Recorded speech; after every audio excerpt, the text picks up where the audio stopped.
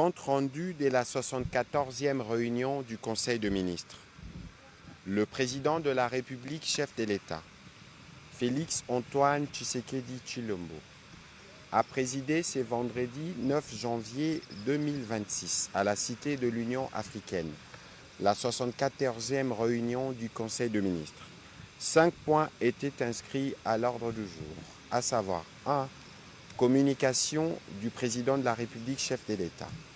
2. Points d'information. 3. Approbation d'un relevé des décisions du Conseil de ministres. 4. Examen et adoption de dossiers. 5. Examen et adoption de textes. La communication du président de la République a porté sur 2 points principaux, à savoir 1. Du regard sur les perspectives macroéconomiques de la République démocratique du Congo. Le président de la République a commencé par attirer l'attention du gouvernement sur l'état de notre conjoncture macroéconomique tel qu'il ressort des données officielles et du cadrage macroéconomique contenu dans la loi des finances pour l'exercice 2026 qu'il a promulguée. Cette situation appelle une vigilance accrue ainsi qu'une action gouvernementale rigoureusement coordonnée. Si une appréciation du franc congolais a été observée depuis septembre 2025, le cadrage macroéconomique officiel anticipe néanmoins à l'horizon fin 2026 un risque de dépréciation de la monnaie nationale. En effet, le président de la République a appelé au renforcement de la discipline des finances publiques. Il a réaffirmé que la rationalisation des dépenses publiques demeure un levier immédiat, crédible et indispensable pour préserver les équilibres macroéconomiques. Elle implique une allocation plus efficiente de ressources fondée sur l'élimination des dépenses non prioritaires ou insuffisamment justifiées. Le président de la République a insisté enfin sur la nécessité d'une communication institutionnelle cohérente et responsable en matière de politique macroéconomique afin de préserver la crédibilité de l'action publique. Dès lors, il a instruit la première ministre chef du gouvernement de lui transmettre dans les 15 jours un rapport précis et documenté sur l'état d'avancement effectif du processus de rationalisation des dépenses publiques, les mesures mises en œuvre et les résultats attendus à court terme. Le deuxième point de la communication du président de la République a porté sur la nécessité de garantir l'accès effectif et fiable aux services des télécommunications numériques et de l'audiovisuel en République démocratique du Congo. Le président de la République a enregistré plusieurs doléances sur les perturbations récurrentes affectant l'ensemble des réseaux et systèmes de télécommunications, notamment la téléphonie mobile et fixe, l'Internet, la transmission des données, les services numériques, l'interconnexion des réseaux, ainsi que les réseaux de radiodiffusion et de télévision numérique constatés ces derniers temps sur l'ensemble du territoire national. Ces défaillances persistantes affectent gravement la vie quotidienne des citoyens, la continuité de l'action publique et les fonctionnements de l'économie nationale, en entraînant des ruptures de communication, des perturbations de transactions bancaires et commerciales, ainsi qu'une dégradation notable des services de radiodiffusion et des télévisions numériques au détriment de la conscience des usagers et des secteurs essentiels de la nation. Le président de la République a rappelé que les télécommunications, dans toutes leurs composantes, constituent un pilier stratégique du développement national, de la souveraineté de l'État, de la sécurité, de la cohésion sociale et de la compétitivité économique. À l'ère des technologies de l'information, du numérique et de l'audiovisuel, il est impératif de disposer des réseaux fiables, performants, résilients et continus, opérant dans un environnement de concurrence loyale, de couverture équitable du territoire et de stricte protection de consommateurs. Au vu de tout ce qui précède, le président de la République a instruit le ministre des Postes et Télécommunications, le ministre de l'Économie du numérique, le ministre de la Communication, médias et porte-parole du gouvernement, ainsi que l'autorité des régulations de la Poste et des télécommunications, chacun en ce qui le concerne, de veiller à ce que l'ensemble des opérateurs des télécommunications de transmission de données, des services numériques, de radiodiffusion et des télévisions numériques fournissent des prestations conformes aux normes, standards et obligations légales et réglementaires en vigueur. Renforcer les mécanismes de régulation, de contrôle et de monitoring permanent de la qualité des réseaux et des services. Assurer une coordination effective entre les ministères sectoriels, les autorités des régulations et les services techniques spécialisés en vue d'une supervision cohérente et efficace du secteur et d'appliquer sans faiblesse ni complaisance les sanctions prévues par les lois et règlements à l'encontre de tout opérateur défaillant chaque fois que les obligations de qualité, de continuité, de couverture ou de protection des usagers ne sont pas respectées. Un rapport circonstancié d'exécution de ces instructions précisant les constats techniques effectués, les mesures correctives imposées, les sanctions éventuellement appliquées, ainsi que les actions structurelles envisagées pour garantir une amélioration durable, mesurable et vérifiable de l'ensemble des services de télécommunications en République démocratique du Congo est attendu dans les 30 jours. Dans la suite de la communication du président de la République, la première ministre chef du gouvernement est revenue sur la mise en œuvre des accords de Washington.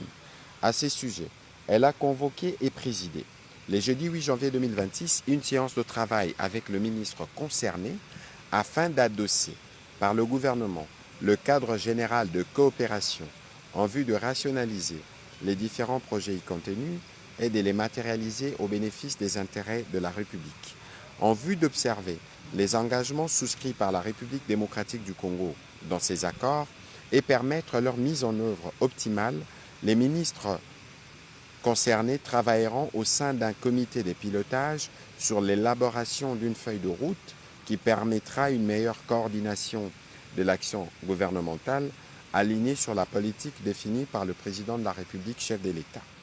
Par ailleurs, la Première ministre prévoit de convoquer une réunion du comité de conjoncture économique élargie le mardi 13 janvier 2026 afin d'harmoniser les actions de toutes les parties concernées et d'assurer une meilleure compréhension des clauses contenues dans ces accords. Sur un autre volet, la Première ministre a évoqué la nécessité de l'application harmonieuse du salaire minimum interprofessionnel garanti tel qu'institué par les décrets relatifs et afin d'assurer le dialogue social permanent entre les partenaires sociaux. Elle a annoncé l'organisation d'une séance de travail avec les responsables des différentes corporations de l'intersyndicale du travail le lundi 12 janvier 2026 à la primature afin de permettre au gouvernement de prendre en compte les préoccupations du monde du travail 6 mois après la prise du décret sur les réajustements du SMIC et ce, avant la convocation d'une réunion du Conseil national du travail pour harmonisation. Pour terminer, la Première ministre chef du gouvernement a rappelé les instructions présidentielles relatives à la communication gouvernementale sur toute prise de parole publique qui engage directement la crédibilité, l'autorité et la cohésion de l'État. Elle a souligné que la parole de l'État ne saurait être improvisée ou non maîtrisée, en particulier lorsqu'elle porte sur des questions sensibles liées à la défense nationale, à la sécurité, à la cohésion sociale ou aux relations diplomatiques. Et il est donc inacceptable de ne pas se tenir à cette ligne de conduite.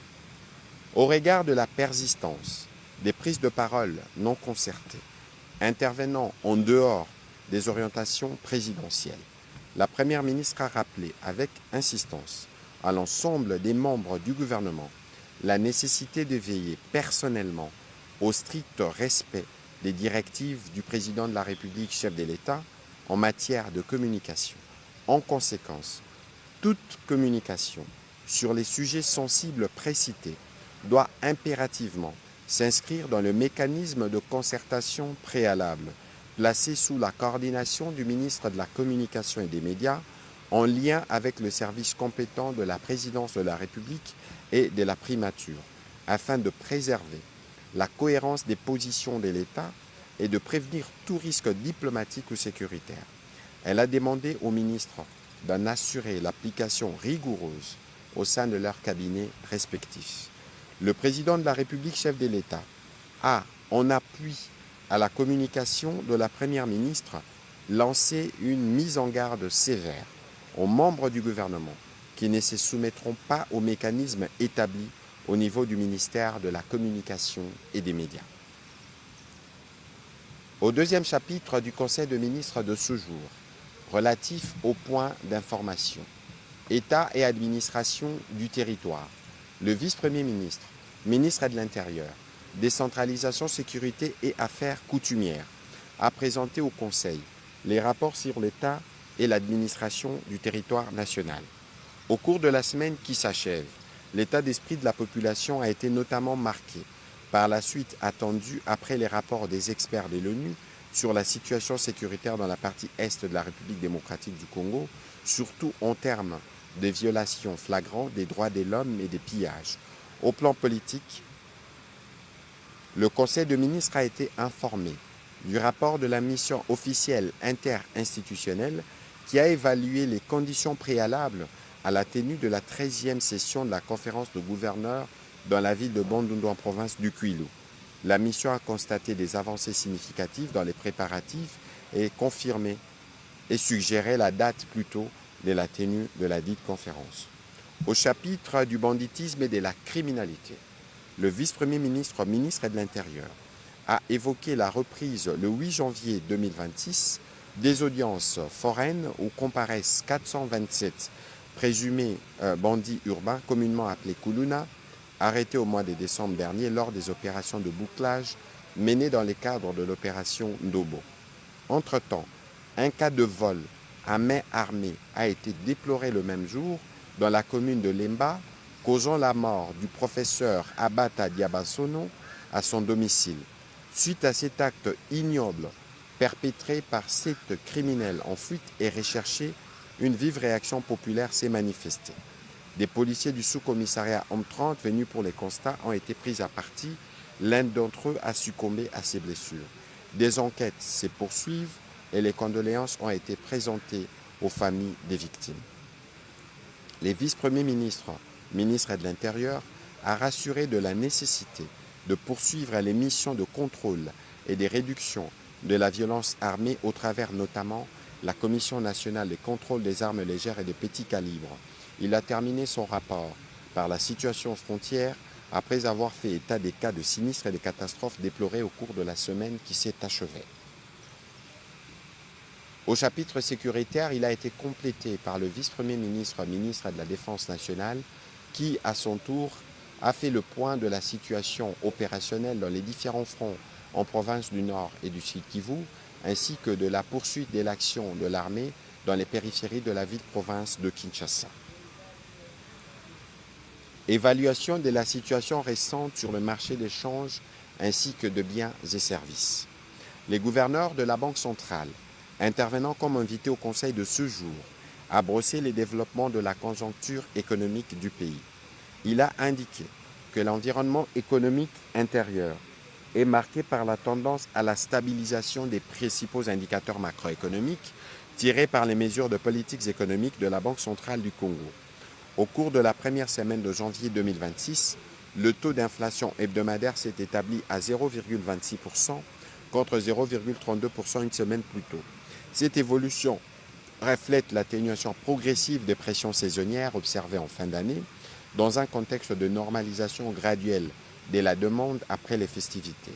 Elle traduit un net ralentissement du rythme de formation de prix, témoignant d'un environnement macroéconomique plus stable. À l'ouverture du 2 janvier 2026, le taux d'échange s'est établi à 2181,39 francs congolais pour $1 américain sur le marché interbancaire et à 2310,32 francs congolais sur le marché parallèle. Par rapport à la semaine du 26 décembre 2025, le franc congolais a enregistré une appréciation de 1,9% à l'interbancaire contre une dépréciation de 0,50% au parallèle. Comparativement à fin décembre 2024, la monnaie nationale s'est appréciée de 30,44% à l'indicatif et de 24,099% au parallèle. En rythme hebdomadaire, les cours mondiaux des principaux produits de base intéressant l'économie congolaise se sont bien comportés. le gouverneur de la Banque centrale du Congo a réitéré ses recommandations allant dans le sens du maintien d'une coordination étroite entre les politiques monétaires et budgétaires afin de préserver la stabilité macroéconomique et le pouvoir d'achat intérieur et du renforcement de suivi des facteurs de liquidité susceptibles de perturber le fonctionnement des marchés en début d'année. Au chapitre santé, le ministre de la Santé, Hygiène et Prévoyance sociale a fait le point de la situation épidémiologique en République démocratique du Congo, spécifiquement la tendance baissière observée que ce soit pour le choléra et les mpox. Et face à ces épidémies, le ministre de la Santé a précisé que les actions de riposte sont en cours se poursuivent pour les éradiquer sur toutes les parties du territoire concerné. Note d'information relevant du secteur du budget. Le vice-premier ministre, ministre du budget, a présenté la loi des finances telle que promulguée le 29 décembre 2025 par le président de la République après adoption en termes identiques par les deux chambres du Parlement. Ces processus a consacré, une fois de plus, la consolidation de la discipline budgétaire engagée par le gouvernement, ainsi que le respect des exigences de la Constitution et de la loi relative aux finances publiques, renforçant ainsi la crédibilité de l'action publique. Ces budgets 2026 présentés en équilibre, en recettes et en dépenses, à un équivalent de 22 milliards de dollars, prend en compte les priorités du gouvernement inscrites dans son programme d'action, axées notamment sur la sécurisation du pays, la stabilisation et de la transformation structurelle de l'économie, ainsi que la poursuite des politiques sociales majeures comme la couverture santé universelle et la gratuité de l'enseignement primaire prônée par le chef de l'État. Au-delà de l'exercice annuel, les budgets 2026 s'inscrivent sur une trajectoire de soutenabilité budgétaire fondée sur une amélioration progressive de la pression fiscale, celle-ci étant projetée à 12,5% en 2026 et correspond à des recettes courantes estimées à 13,4 milliards avec l'objectif d'atteindre 17% à l'horizon de 5 ans, soit les niveaux moyens en Afrique subsaharienne, pour de recettes courantes estimées avoisinant 26 milliards de dollars américains. Cette trajectoire permettra, à l'horizon 2030, de dégager des marges budgétaires en vue de financer sur ressources propres les priorités de l'État. À ce titre, au cours de cette année 2026, les administrations financières devraient doubler les efforts pour mobiliser davantage les recettes en vue de se mettre sur cette trajectoire qui permettra aisément au gouvernement de financer ses priorités par les ressources propres. Le vice-premier ministre, ministre du Budget, a par ailleurs porté à l'attention du Conseil que le respect des procédures d'exécution du budget s'impose à tous les ordonnateurs et gestionnaires publics en conformité avec le manuel de procédure et du circuit de la dépense publique qui garantit le respect intégral de la procédure standard tout au long de la chaîne de la dépense et les manuels de procédure de marché public.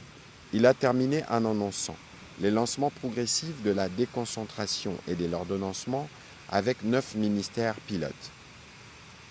Ils exerceront à titre pilote les fonctions d'engagement, des liquidations, d'ordonnancement de leurs dépenses sous la régulation des crédits et les contrôles budgétaires du ministre ayant les budgets dans ses attributions, ainsi que sous la régulation de la trésorerie assurée par le ministre ayant les finances dans ses attributions, garantissant ainsi la cohérence globale et l'exécution budgétaire, a-t-il conclu. Note d'information relevant du secteur de la formation professionnelle. Le ministre d'État, ministre de la formation professionnelle, a présenté au Conseil une note d'information à 2 volets. Le premier volet a porté sur l'évaluation du premier cycle des formations gratuites en apprentissage de métier, tant pour les dépendants de militaires et policiers que des inscrits de la première édition de la foire de la formation professionnelle organisée à Kinshasa du 24 au 26 octobre 2024. En effet, le premier cycle prévu en 4 étapes s'était fixé comme objectif de former gratuitement 10 000 jeunes à raison de 2 500 par session. À ces jours, les objectifs assignés ont été largement dépassés, car en plus de 1 500 apprenants qui ont suivi leur session à travers différents centres du 15 février au 11 décembre 2025 auprès de centres publics, privés et agréés, 13 496 jeunes, dont 9 624 hommes et 3 872 femmes ont été formés. L'accompagnement du gouvernement a été sollicité pour finaliser les engagements financiers liés aux opérations du cycle finissant et le lancement du second cycle des formations gratuites. Par ailleurs, le Conseil a été informé du lancement des travaux de construction d'un centre de formation professionnelle au camp Ex-Mobutu le 11 décembre 2025 en partenariat avec l'église de Saint de Dernier Jour et la fondation Vodacom pour l'encadrement des dépendants des militaires et policiers par l'apprentissage des métiers. Le deuxième volet de sa note a porté sur l'élaboration des l'annuaire national d'identification des filières prioritaires pour le développement local et la formation professionnelle. Au terme de la semaine de la formation professionnelle, organisée du 15 au 19 décembre 2025, en collaboration avec Enabel, les participants ont approuvé et validé l'annuaire national d'identification des filières prioritaires pour le développement local et la formation professionnelle. Ces documents répertorient et identifient toutes les filières classiques et innovantes suivant les spécificités de chaque province et territoire de la République démocratique du Congo. Ceci offre l'avantage de permettre au ministère et à tous ses services d'orienter les filières dans tous les coins du pays en vue de résorber les besoins locaux en main-d'œuvre et de les fixer comme critères d'agrément des centres à ces niveaux.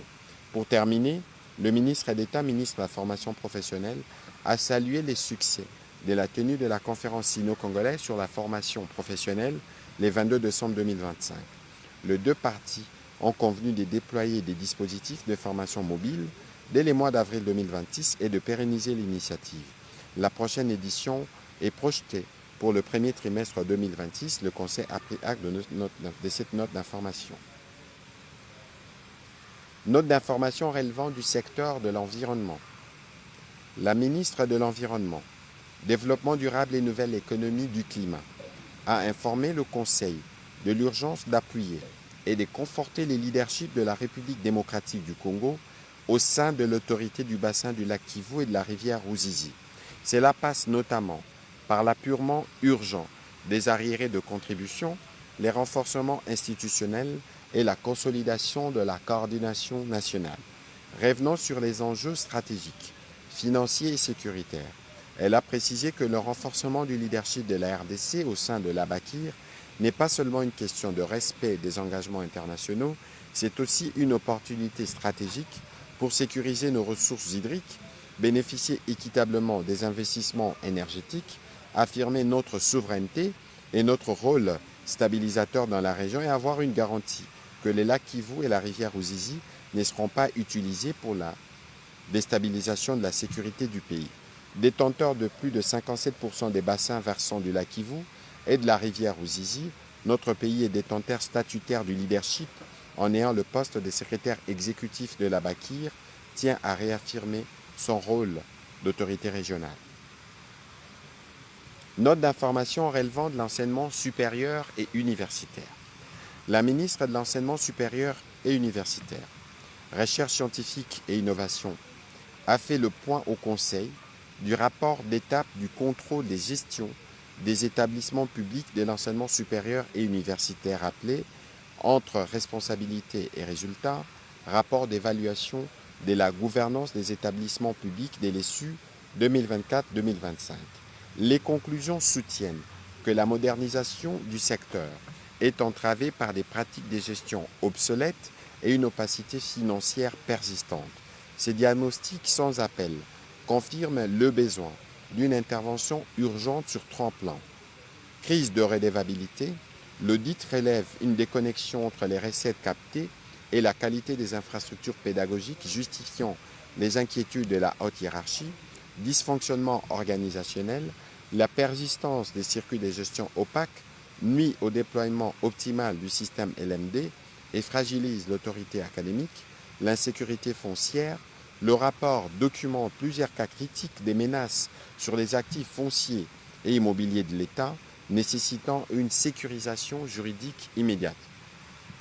Ces rapports qui détaillent établissement par établissement les écarts de gestion, les responsabilités individuelles identifiées, ainsi que les preuves documentaires collectées.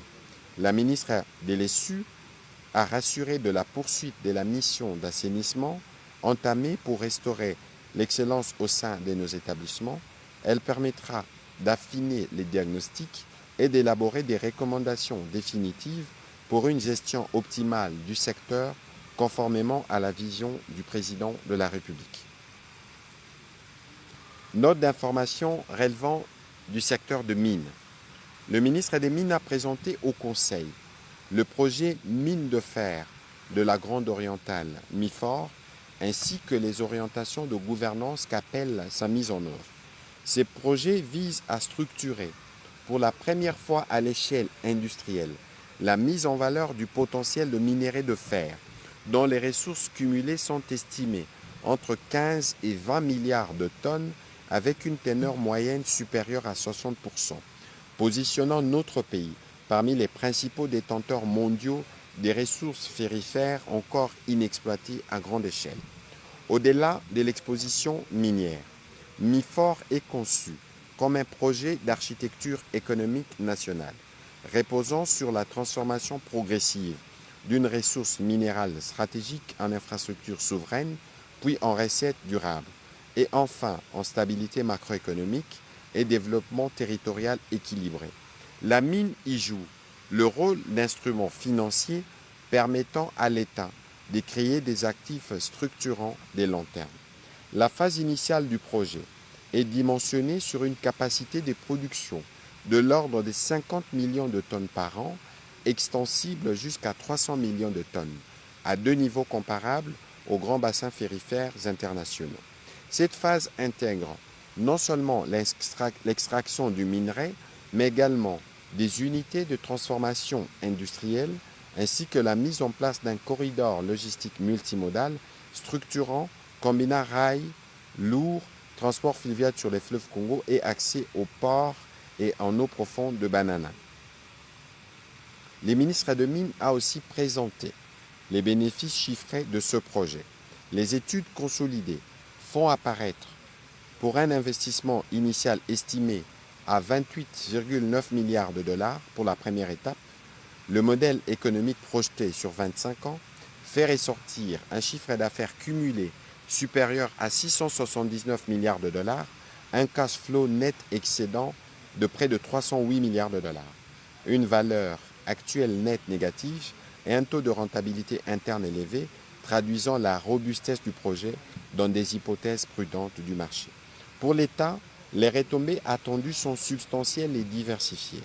Après plus de 100 ans d'exploitation essentiellement concentrée sur le cuivre et le cobalt, le projet MIFOR marque une inflexion stratégique majeure dans les modèles extractifs de la RDC. Le projet a par ailleurs suscité l'intérêt d'investisseurs institutionnels internationaux disposant des capacités reconnues de structuration et de financement de projets macroéconomiques, constituant un signal favorable de bancabilité et de crédibilité internationale sans préjuger des décisions souveraines de l'État ni de créer d'engagement juridique à ce stade. Le ministre de Mines a sollicité et obtenu du Conseil la mise en place d'une commission interministérielle élargie dédiée à ce projet, appelée à en assurer le pilotage stratégique, la coordination institutionnelle et la structuration progressive dans le respect des orientations souveraines du gouvernement. Note d'information relevant du secteur des ressources hydrauliques et électricité. Le ministre des Ressources hydrauliques et électricité a, dans sa note d'information, entretenu le Conseil sur deux points principalement. 1. Le point sur le développement du site hydroélectrique de Piokatombe. Ce site dispose d'un potentiel minimal estimé à 6450 MW. Sa mise en valeur permettrait non seulement d'optimiser la gestion hydraulique du fleuve Congo en amont d'Inga et de sécuriser à terme la cote d'exploitation du complexe, mais également de répondre à des besoins énergétiques à plus court et moyen terme avec des délais de réalisation nettement inférieurs à ceux de Grand Inga. Le développement des aménagements de Piokatomba répond à plusieurs enjeux majeurs pour notre pays, notamment la sécurisation durable de l'approvisionnement électrique de Kinshasa, dont les déficits structurels dépassent actuellement 1000 MW et continuera de croître, le soutien à l'industrialisation nationale, notamment dans le Congo central et les pôles industriels connectés au réseau Inga, l'optimisation du schéma global de développement du fleuve Congo en préparant techniquement et stratégiquement les déploiements du Grand Inga, le positionnement de la RDC comme pilier énergétique régional, capable de répondre à la demande nationale et aux opportunités d'exportation à moyen et long terme. L'approche progressive et structurée pour la concrétisation de ces projets hydroélectriques prévoit des actions telles que la récupération des études existantes, l'organisation de la campagne de mesures topographiques et la réalisation des études de préfaisabilité, la réalisation des études de faisabilité et d'avant-projets détaillés, ainsi que la structuration du cadre de mise en œuvre et des financements. Les ministres de Ressources hydrauliques et électricité a sollicité l'accompagnement du gouvernement pour l'approbation du principe du développement de ces projets hydroélectriques et les habilitations nécessaires pour notamment les recrutements d'une firme chargée de l'actualisation des études de faisabilité de l'aménagement de Piokatombe et la mobilisation de ressources financières nécessaires au financement des études, à la structuration et à la mobilisation des financements publics et privés. Le deuxième volet de sa note a porté sur la réhabilitation des centrales hydroélectriques privées abandonnées ou en faillite et à l'extension de leur desserte aux populations locales. Il s'agit des 17 centrales hydroélectriques privées dans 7 provinces, constituant un patrimoine énergétique stratégique à ce jour inexploité. Leur réhabilitation représente ainsi une opportunité stratégique pour renforcer la sécurité énergétique des zones minières, améliorer l'accès à l'électricité de populations locales, valoriser les actifs publics existants et réduire la dépendance aux énergies fossiles.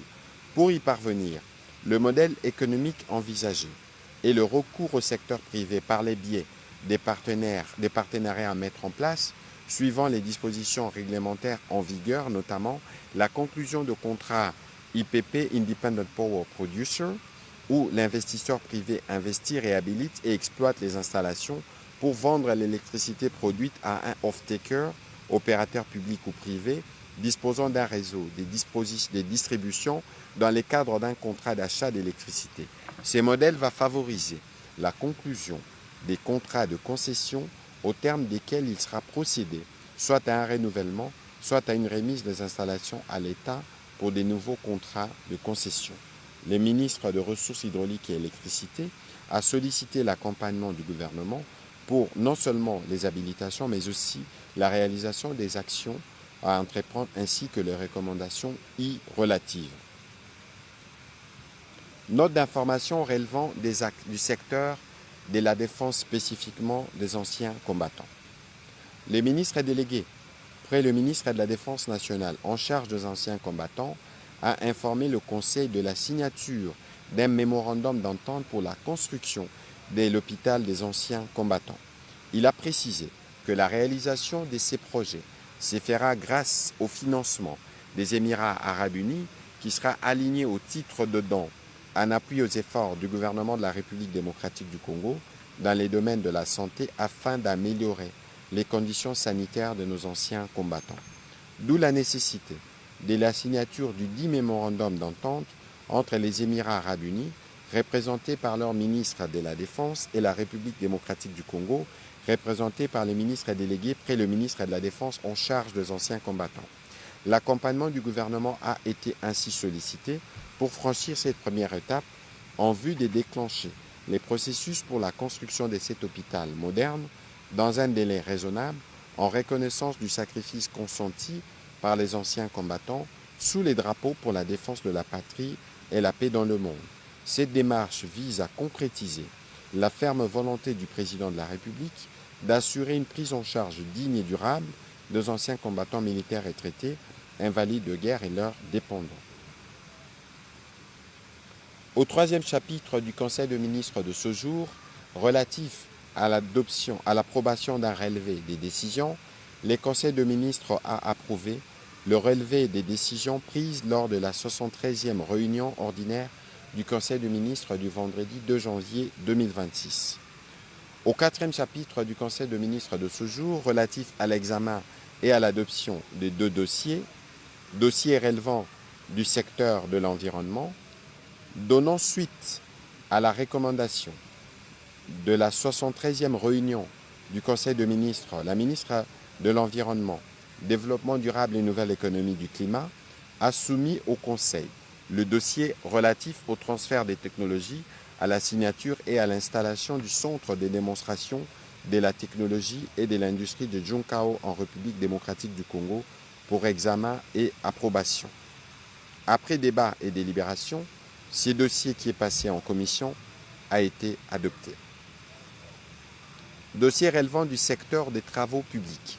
Les ministres des Infrastructures et Travaux publics a soumis au Conseil pour examen et approbation les dossiers liés à la préparation de la construction du pont de 645 mètres de portée en béton sur la rivière Ubangi entre Bangui en Centrafrique et Zongo, l'aménagement des voies de raccordement de 650 mètres et 850 mètres respectivement du côté Bangui et Zongo, ainsi qu'aux dispositions à prendre pour la construction du poste frontalier juxtaposé du côté congolais à Zongo.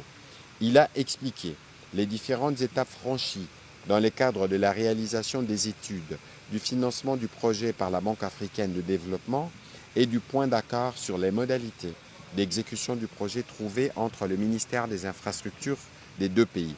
Ces processus se déroulent en parallèle et en complémentarité avec le projet d'aménagement de la route Zongo-Gemena-Akula-Lisala dans le cadre d'un financement de l'Union européenne dont les études sont en cours de réalisation.